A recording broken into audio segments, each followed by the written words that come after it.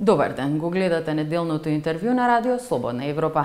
Наш денешен гостин е председателот на Асоциацијата на архитекти Мартин Пановски.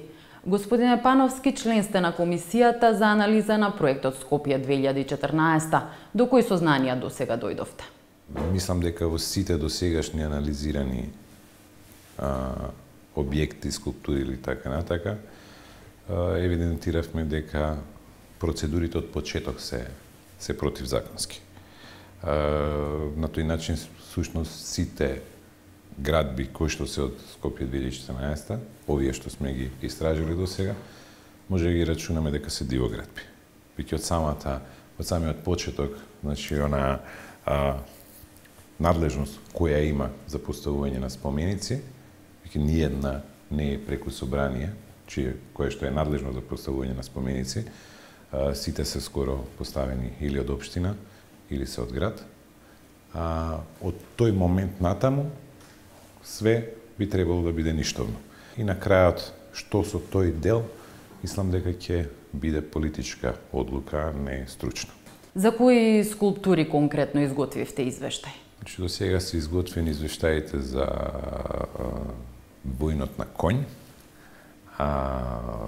Порта Македонија, на она, веќе не знам како се вика, скулптура која што е кај Министерство за транспорт и врски, кај што е фамилијата на Александар Македонски. Така да, воглавном околу тие скулптури е до негдека дојдено. За жал, се уште не можем да ги добиеме, значи, толку е замрсена работата да и оние проекти не може да се добијат, бидејќи не се знаени кај се. Бидејќи процедурално се водени, одлуката на општината е под едно име, проектот е друго име, дозволата е трето име. Очекувате ли скулптурите кои што ги споменавте да бидат отстранети како скулптурата на ќосето? Сега не зборуваме дали е нешто добро, недобро, коштало пари, не коштало. Значи, групата констатира, понатаму треба да си превземе власта. Морат во оваа земја да почнат да се почитуваат законите. Почитување на законите значи, доколку евидентирате дека нешто е дивоградба, колку и да е добро, вие по службена должност, како градоначалник, мора да го отстраните. Доколку не го отстраните, го кршите законот. Значи, според вас, власта е таа која што треба да донесе одлука за отстранување, да речеме, на скулптурата на војнот на конј? Одлуката е дали ќе почитуваат законот или не. Се знае и во е пропишано со бесправно изградени објекти како се постапува. Може да го пуштат за легализација. Тоа е исто така одлука. Бидејќи се уште законот важи, може да дадат сега општините да се легализираат тие објекти. Во моментов се дивоградба. Проблемот е дали општините исто така по службена должност би требало да кажат, се извинувам, кој ја издал градежнава дозвола. Која што е не би смеело да го издаде. Каде се тие луѓе и дали некој ќе одговара за тоа? Ке бара ли комисијата некаква одговорност?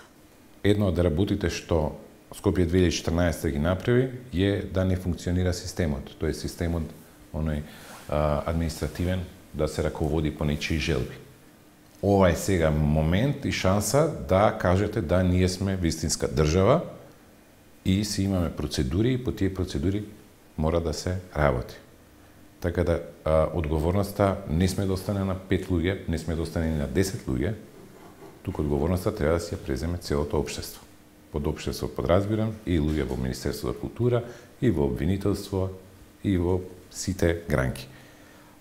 Доколку нешто се види дека е законски и легално поставено, тогаш веќе можеме да разговараме дали има уметничка или нема уметничка вредност. Во Скопје продолжува градежната експанзија на сметка на зеленилото.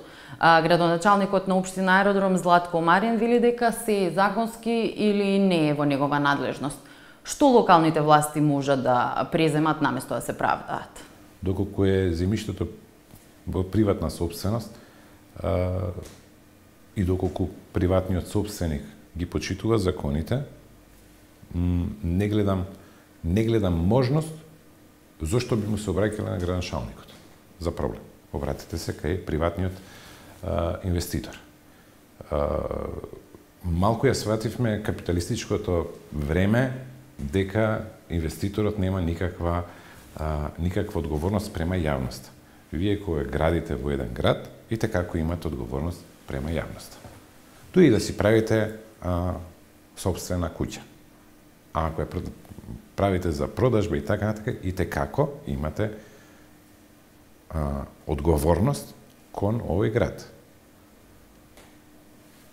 Адресата на прашањето зошто зеленилото некаде се трга, треба не само кај градоначалниците, туку треба и кај инвеститорите, а пред се кај планерите и дури кај проектантите и архитекти. Од друга страна, градоначалникот на општина Центар Саша Богдановиќ најави стопирање на реализација на урбанистичките планови, но архитектите сметаат дека тоа ќе има финансиски последици. Дали е ова добро решение? Не дали може да има финансиски последици спрема нас као проектанти. Значи, процедурата би требало да биде овој план не чини, го поништуваме, ги даваме сите учесници, планери, зошто го направиле ова, има лиценци, се одземаат лиценци, тоа мора веќе да еднаш да почне, биќе ова нема да заврши, и направете нови планови. До сега ќе беше готово да работат. Завршено. Ќе можеше да се работи. Сега заради 1, 2, 3, 5, колку и да се парцели кои што се спорни, никој не може да гради. Тоа значи дека ние не можеме да проектираме. Тоа значи дека градежниците не можат да градат. Освен градежната експанзија, има ли проблем градот Скопје со урбаното планирање? Значи, нема градот Скопје проблем со урбаното планирање, има Република Македонија со урбаното планирање. Меѓу урбаното планирање, за жал, не само урбаното планирање, туку и архитектурата е сведено на изготвувачи на документација, така и стои во закон. Како држава, вие имате закон за градење и имате закон за урбанистичко планирање. Тоа значи дека вас ве интересира да испланирате нешто и да го изградите. Како ќе го изградите, како држава, не ве интересира. Биќе немате закон за архитектура. Че оние кои што треба да бидат лидери за нештото како градот ќе се развива, се сведени на изготвувачи на техничка документација. Израмнети сме. И не знам зошто не чуди каков ни е градот. Дури и добар ни е градот. Урбанистите во какви услови работат, колку се платени, феноменално изгледа градот. Јас стварно се чудам како успеваме вака да изгледа. Се даваат воучери за велосипеди, а нема велосипедски патеки. Се отстранува споменик, а се засадува едно дрво со голема помпа. Дали локалните власти прават популистички мерки, а не се занимаваат со вистинските проблеми? Меѓу другото, да. Мислам дека да. Мислам дека тоа е и нормално, до некаде сега дека се бават во свет со некаков мал популизам. И не би сакал да ги обвинам дека заради тоа. Мене ми е проблем што не се бават со вистински да го решат проблемот. Значи, паркирањето у Скопје не е цело време проблемот. Всушност, ние не ќе се бавиме со тоа. Не сакаме само да зборуваме, че ние не дали само имаме некултура од коли и возење, ние не знаеме ни пешки да одиме. Така, тука еден нешто мора малце да ни се сврти у глава за ние да почнеме да се однесуваме нормално. Единствено нешто за да може да се однесувате нормално е да воведете казнена политика која што ќе биде еднаква за сите. Че ние имавме една ригорозна казнена политика претходно, која што беше тотално нееднаква за сите.